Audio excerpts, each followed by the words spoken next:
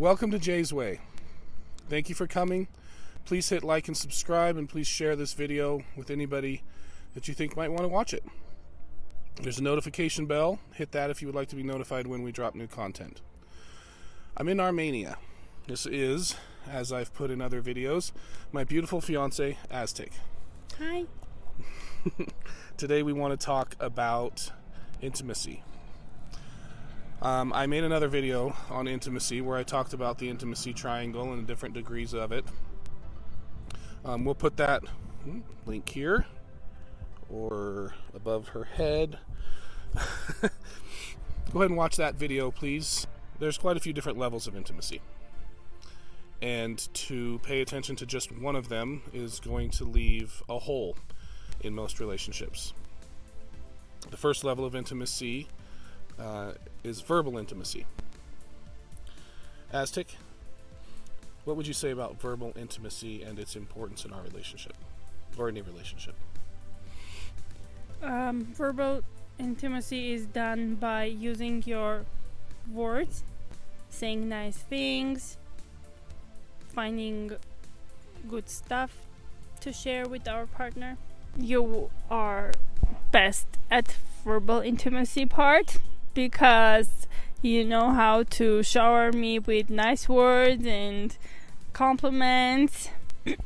Find every small thing you like about me and tell it immediately. That's what verbal intimacy is. Yes, it's literally talking to each other, right? Mm-hmm. And that has to be the beginning of any relationship. I mean, to start it off in any other way would only mean you're perhaps drunk and getting physical. I'm not sure how you could start a relationship without verbal intimacy at the very, very beginning. Yeah, there is a saying, women fall in love with their ears. Nice. Yeah, I'll not continue what men fall in love with, but yeah, that's the women part. Okay, so another degree of intimacy. And we're talking about these things because we really want to highlight the importance of focusing on all of them and bringing them together, which is something that we've done. Let's go with emotional. Let's talk about emotional intimacy. I don't want to be in a relationship where I can't share my emotions and I can't talk. If I'm in a relationship where I feel like, maybe I'm having a bad day and that's not okay. Like I can't bring that out. I have to hold it in. I think that's a hard place to be, and I wanted to find my eternal companion to be someone that I could talk to, not just verbally, but emotionally as well. I want to share my feelings. I want to share my thoughts. I want to share my concerns.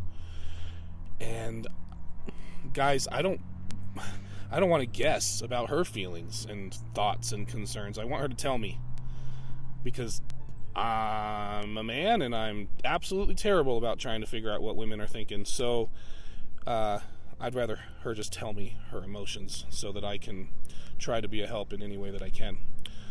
Of course, there are people who will be less talkative and trying to keep their emotions to themselves, but I think it's a skill, and as you feel your partner is understanding and can hear and help you, you can improve that skill. Yeah, you can be more of yourself when you know that they are okay with who you are. Let's see, the next one that we'll talk about. Spiritual intimacy, as I mentioned in my other video, is not something that's truly going to be highlighted in every relationship, especially those that don't hold a religious background. But spiritual intimacy doesn't necessarily mean religion either. So you need to have that connection to a higher power, the connection to something that you value more than yourselves, and a goal to work towards. I wanted to be in a relationship with somebody where I shared the same religious values and convictions. And do you think that was an important thing to find in your partner? Sure. Well, in our case, we are sharing same religion. We have nothing to argue about. Yet. Yeah. Okay, so psychological intimacy. Psychological intimacy, in my understanding, and I don't pretend to be an expert, but this is when your relationship changes from two people to one couple. And it's when the things you talk about start to grow into one thing instead of two things. It's when your goals become together.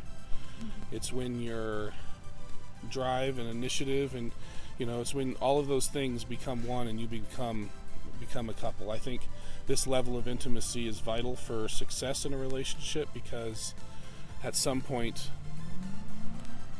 you want to have some things in common to share and to discuss. And then obviously there's physical intimacy.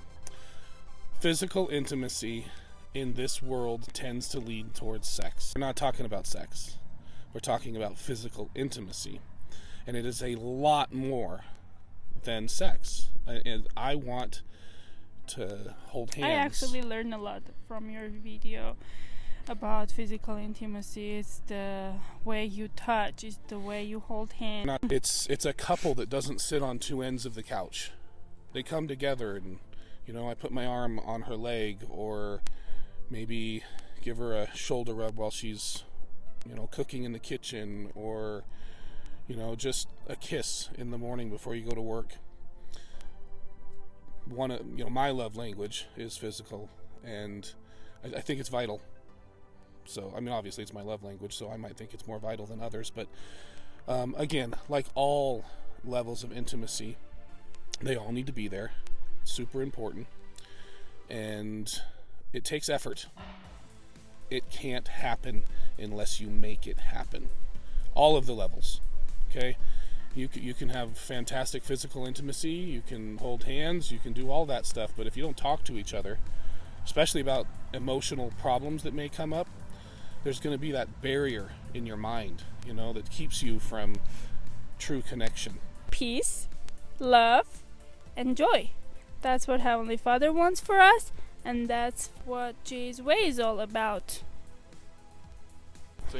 Jay from Jay's Way forcefully teaches me what emotional intimacy is. This is not fair, guys. He makes me watch his videos every time. You make the videos.